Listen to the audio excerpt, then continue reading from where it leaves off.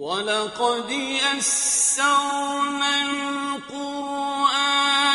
لِلذِّكْرِ فَهَلْ مِن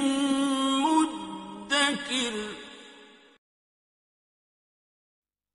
اعوذ باللہ من الشیطان الرجیم بسم اللہ الرحمن الرحیم وَإِذَا قِيلَ لَهُمْ تَعَالَوْا إِلَىٰ مَا أَنزَلَ اللَّهُ وَإِلَى الرَّسُولِ، اور جب ان سے کہا جاتا ہے آؤ اس چیز کی طرف جو اللہ نے نازل فرمائی، اور آؤ اللہ کے رسول کی طرف،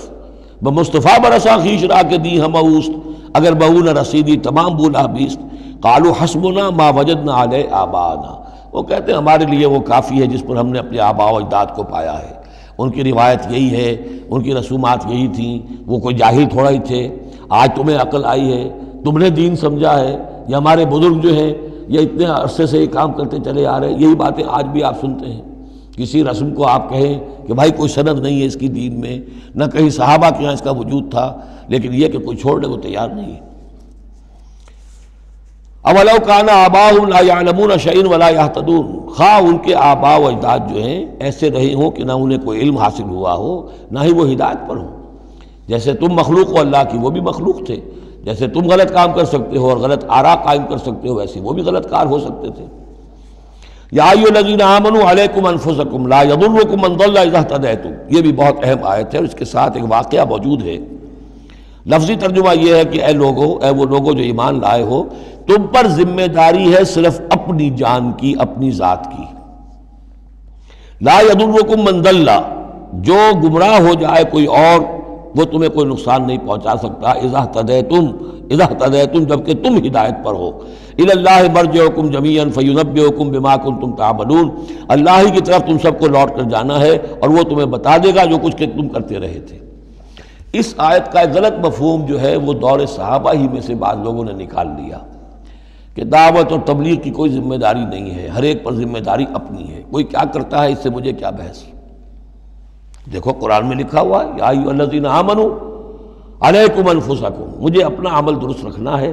باقی کوئی اور غلط کام کرتا ہے میں خام خواہ اسے روکوں ٹوکوں ناراضی مول لوں، نہی عن المنکر امر بالمعروف، اس کی کوئی ذمہ داری نہیں ہے۔ قرآن کہہ رہا ہے علیکم انفسکم لا یضرکم من ضل اذا اہتدیتم، اگر تم ہدایت کے اوپر ہوگے، صحیح راستے پر ہوگے تو کوئی کتنا ہی گمراہ ہو جائے اس کا تمہیں کوئی نقصان نہیں۔ تو حضرت ابوبکر رضی اللہ تعالیٰ عنہ نے پھر خطبہ دیا باقاعدہ کہ لوگوں میں دیکھ رہا ہوں کہ تم اس آیت کا مطلب غلط سمجھ رہے ہو۔ مطلب تو یہ ہے کہ تمہاری ساری تبلیغ اور کوشش امر بالمعروف نہی عن المنکر کے باوجود کوئی شخص گمراہ رہتا ہے تو اس کا تم پر کوئی وبال نہیں۔ یہ بار بار ہم پڑھ چکے ہیں، لا تسألوا عن اصحاب الجحیم، اے نبی آپ سے کوئی باس پرس نہیں ہوگی جہنمیوں کے بارے میں کہ یہ کیسے ہو گیا ہے محمد کہ ہم نے آپ کو بھیجا اور پھر بھی یہ قوم جو ہے جہنم میں چلی گئی۔ لیکن جہاں تک دعوت، تبلیغ، نصیحت، نہی عن المنکر، امر بالمعروف، یہ فرائض میں سے ہے، یہ فرض ساقط نہیں ہوتا اس آیت کی روح سے، بلکہ تمہاری ساری کوشش کے باوجود کوئی شخص ہے، والد ہے، بچہ فرض کیجئے اس کا کہیں آوارہ ہو گیا ہے، اپنی امکانی حد تک کوشش کیے جا رہا ہے، نہیں بچہ راستے پر آ رہا، تو ظاہر بات ہے کہ اللہ کے ہاں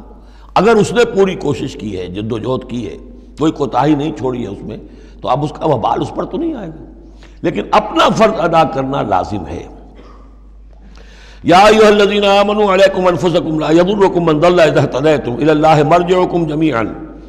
فینبئکم بما کنتم تعملون، تو تم سب کو لوٹ کر جانا ہے اللہ ہی کی طرف اور پھر وہ تمہیں جتلا دے گا جو کچھ کہ تم کرتے رہے تھے۔ یا ایھا الذین آمنوا شہادۃ بینکم اذا حضر احدکم الموت حین الوصیۃ اثنان ذوی عدل منکم، اہل ایمان تمہارے مابین شہادت کا نصاب، جبکہ تم میں سے کسی کی موت کا وقت آ جائے اور وہ وصیت کر رہا ہو تو دو معتبر اشخاص کا ہونا چاہیے۔ جو وصیت کر رہا ہے، اور ظاہر بات ہے کہ وصیت ایک تہائی سے زیادہ میں نہیں ہو سکتی، لیکن کسی کی زیادہ بڑی جائیداد ہے تو ایک تہائی کی بات بھی تو بڑی ہو سکتی ہے، تو وصیت کے وقت دو گواہ ضرور بنا لو کہ یہ وصیت کی گئی۔ او آخران من غیرکم، اور وہ جو گواہ ہیں وہ تمہارے لوگوں میں سے ہونے چاہیے، خاندان میں سے، اس آبادی میں سے، قبیلے میں سے، جو معروف ہوں، جانتے ہوں۔ او آخران من غیرکم، لیکن ایک شکل ہو سکتی ہے ان انتم ضربتم فی الارض، اگر تم زمین میں سفر پر نکلے ہوئے ہو اور وہاں موت کی، فاصابتکم مصیبت الموت، وہاں سفر کی حالت میں تم پر موت کا یہ واقعہ جو ہے یہ واقع ہو جاتا ہے، یہ مصیبت موت واقع ہو جاتی ہے، اس صورت میں او آخران من غیرکم، تو دو گواہ ہو سکتے ہیں، وہ تمہارے غیر بھی ہو سکتے ہیں، کسی غیر قوم کے، غیر قبیلے کے، لیکن یہ کہ بہرحال جب عام حالات میں اپنے گھر میں، اپنی بستی میں، اپنے خاندان ہی میں رہتے ہوئے جب کہ کوئی شخص انتقال کر رہا ہے تو اسے وصیت میں گواہ اپنے لوگوں میں سے، رشتہ داروں میں سے، قرابت داروں میں سے دو معتبر آدمیوں کو بنانا چاہیے۔ تحبسونہما من بعد الصلاۃ، اب اس کے بعد جب یہ کہ اس کا انتقال ہو گیا تو اب یہ کہ وصیت کا مسئلہ آئے گا، لوگ پوچھیں گے کیا واقعی یہ وصیت جو ہے اس شخص کی ہے؟ تو اب ان دونوں کو روکو، کھڑا کرو، من بعد الصلاۃ، نماز کے بعد، مسجد ہے، نماز پڑھی ہے، اب وہ دونوں کھڑے ہو جائیں، فیقسمان باللہ، پھر انہیں چاہیے کہ اللہ کی قسم کھائیں، ان ارتبتم، اگر تمہیں کوئی ان کے بارے میں شک ہو کہ کہیں یہ وصیت کو بدل نہ دیں، کہیں ان سے غلطی نہ ہو جائے، تو ان سے قسم کھلوا لو، حلف کی بنیاد پر وہ اپنا جو ہے وہ وہاں پر شہادت دیں گے، اور پھر انہیں کہنا چاہیے لا نشتری بہ ثمنا، ہم اس کی کوئی قیمت وصول نہیں کریں گے، کوئی ناجائز فائدہ اس سے نہیں اٹھائیں گے، ولو کان ذا قربا، چاہے کوئی قرابت داری کا معاملہ ہو، کسی کے حق میں ہم کوئی ناانصافی نہیں کریں گے، ولا نکتم شہادت اللہ، اور نہیں ہم چھپائیں گے اللہ کی گواہی کو۔ اب گواہی جو ہے اتنی عظیم شے ہے کہ شہادت اللہ کہا گیا، اللہ کی گواہی اللہ کی طرف سے امانت ہے۔ انا اذا لمن العاصمین، اگر ہم ایسا کریں گے تو ہم یقیناً گناہ گار ہوں گے۔ فإن عثر على انہم استحقا اسما، پھر اگر یہ خبر ہو، یہ شک ہو، یہ اطلاع ملے کہ ان دونوں نے تو گناہ کمایا ہے، جھوٹ بولا ہے، حلفیہ بیان بھی غلط دیا ہے، وصیت میں ترمیم کی ہے، وصیت کو بدل دیا ہے، اس کے باوجود کہ نماز کے بعد حلف اٹھا کر یہ بات کر رہے ہیں، آخر انسان ہے، ہر معاشرے میں ہر طرح کا انسان ہر وقت موجود رہتا ہے۔ فآخران یقومان مقامہما، تو اب دو اور لوگ کھڑے ہوں جو کہ ان کی جگہ پر اب کھڑے ہوں، من الذین استحق علیہم العریان، کہ جن کے حق کو تلف کیا ہے ان پہلوں نے، وہ کھڑے ہوں گے اب کہ ہمارا حق یہ لوگ تلف کر رہے ہیں، وصیت کے اندر انہوں نے خیانت کی ہے۔ فیقسمان باللہ، اب وہ قسم کھائیں گے اللہ کی، لشہادتنا احق من شہادتہما، ہماری گواہی زیادہ حق ہے، برحق ہے، صحیح ہے، درست ہے ان کی گواہی سے، وما اعتدینا، اور ہم نے ہرگز کوئی زیادتی نہیں کی ہے، انا اذا لمن الظالمین، یقیناً اس صورت میں ہم ظالم ہوں گے۔